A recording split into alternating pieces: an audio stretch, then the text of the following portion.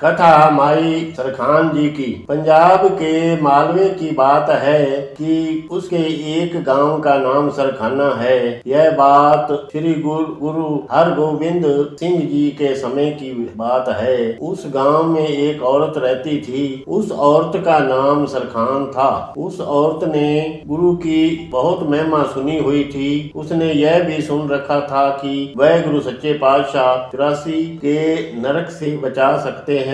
जो पुरुष भी उनकी सेवा करता है उसकी आत्मा जीवन मरण के गेड़ से मुक्त हो जाती है। हे भक्तजनों, उस माई की पूरी कथा इस तरह है, सभी प्राणी ध्यान से सुने। उस माई की उम्र काफी बड़ी हो गई थी। वह गुरु जी के साखियां सुनकर उसके मन को लगन लगी हुई थी। एक दिन उस औरत ने यह इच्छा हुई कि वह भी गुरु जी के दर्शन के लिए जाए। वह अपने गुरु जी के पास खाली हाथ न जाए, उनके लिए कुछ न कुछ लेकर जाना चाहती थी। वह सोच रही थी कि गुरु जी के लिए क्या वस्तु लेकर जाया जाए। आखिर सोचकर उसने फैसला किया कि वह अपने गुरु जी के लिए कोई अपने हाथ से बुनकर चादर ले जाएगी। उस औरत ने अपने मन में चादर का विचार करके उसने मोटे मोटे कपास के फूलों को चुना।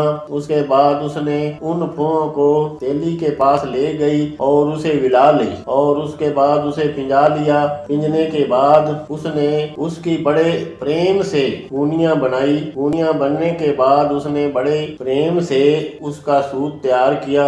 इस तरह वह सूत भी काटती रही और सतगुरु का ध्यान भी करती रही। जब सूत तैयार हो गया तो वह सूत लेकर जुलाई के पास गई और उसे कहने लगी, वीर जी, यह सूत मैंने बड़े ही प्रेम से और बारीक काटा है। आप भी इसे इसी तरह श्रद्धा और उत्साह से बुनकर इसकी चादर तैयार करके मुझे दे दें। मैंने यह चादर अपने सतगुरु जी के चरणों में भेंट करनी है, जो भवसागर से पार कर देते हैं। यह मेरे मन की इच्छा है। जुलाई ने उस माता की विनती स्वीकार कर ली। जुलाई ने बड़े ही प्रेम से खद्दर तैयार किया। जब वह चादर तैयार हो गई तो जुलाहा वह चादर लेकर उस माता जी के पास गए। माता जी ने उसे 4 गुना ज्यादा मजदूरी दी। माता ने उस चादर को सीम कर अपने आप तैयार किया।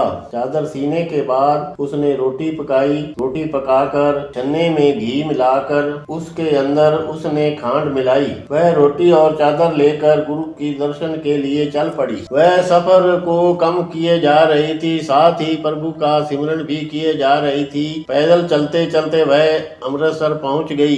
जब वह श्री गुरु हरगोबिंद साहिब के द्वार पर पहुंची तो वहाँ दीवान लगा हुआ था। गुरु जी गद्दी पर विराजमान थे। उसने देखा कि राजे महाराजे और साहूकार गुरु जी की हजूरी में कीमती वस्तुएं भेंट कर रहे हैं। वह लोगों की श्रद्धा देखकर हैरान रह गई। वह सोचने लगी, मैं तो गरीब हूँ, यहाँ तो मखमल के दुपट्टे भेंट किए जा रहे हैं। यहाँ मेरे इस खद्दर की क्या कीमत हो सकती है। शायद यह देखकर मुझे मत्था भी टेकने देंगे या नहीं टेकने देंगे। वह डर कर पीछे खड़ी हो गई। रोटी और चादर उसने अपनी बगल में ले रखी थी। उसके मन में प्यार था। वह एक तरफ खड़ी होकर अपनी आंखें में आंसू लेकर अपने मन ही मन में कहने लगी, हे दाता, मैं कंगाल और बेसमझ हूँ। मुझे पता नहीं कि आपके दरबार में कैसे पेश होना है। बुढ़ापा मेरे अंग अंग को थका रहा है। दीन दयाल प्रेम के सतगुरु, मुझ पर दया करो, मेरे पाप बख्शो और मुझे दर्शन दो। प्रभु, मैं आपके दर्शनों के लिए बड़ी दूर से चलकर आई हूँ। वह अंतर्यामी मेरों के साईं सतगुरु, आप ही समझ गए कि कोई बूढ़ी माता आपके दर्शन के लिए आई है और आपके दर्शन करना चाहती है। माता के प्रेम ने गुरु को खींचा। वे अपने आसन से उठे और बाहर की ओर चल गए। सभी संगत देखकर हैरान थी कि गुरु जी कहाँ जा रहे हैं। सतगुरु जी ने अपने सेवकों को हुक्म दिया कि घोड़ा तैयार करो। उसी समय घोड़ा आ गया। गुरु जी घोड़े पर बैठकर थोड़ी दूर आगे गए ही थे कि आगे से माई सरखान आंखें बंद करके बैठी हुई थी और अपने प्रभु को मिलने की सरजोई कर रही थी। सतगुरु जी उनके पास आए और कहने लगे, माता जी आंखें खोलो। जब माता जी ने आंखें खोली तो वह दाता घोड़े पर सवार होकर उसके सामने खड़े थे। माता जी जल्दी से आगे आई और गुरु जी के चरणों में सिर झुकाया और प्रणाम किया।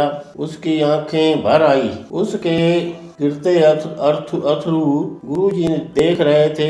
सच्चे पातशाह ने कहा, मुझे वो रोटी दो जो आप अपने घर से लेकर आई हैं, वह मैं खाऊंगा, मुझे भूख बहुत लगी हुई है। माता जी ने अपने बगल से रोटी और वह छन्ना दे दिया जिसमें खांड और घी मिला हुआ था। सतगुरु जी ने बड़े खुशी और चाव से वह भोजन खाया।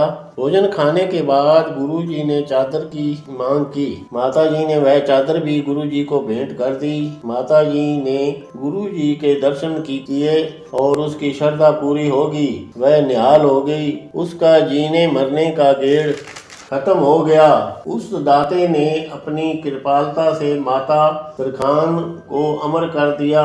उस गांव का नाम आज भी उस माता के नाम सरखाना है। वह सदा के लिए अमर हो गई। यह कथा जो भी प्राणी पढ़े या सुने, इस कथा से हमें यह शिक्षा मिलती है कि सरखाना ने अपने गुरु पर पूरा भरोसा किया। वह अपनी रहती दुनिया और अपनी परलोक को भी सुधार गई।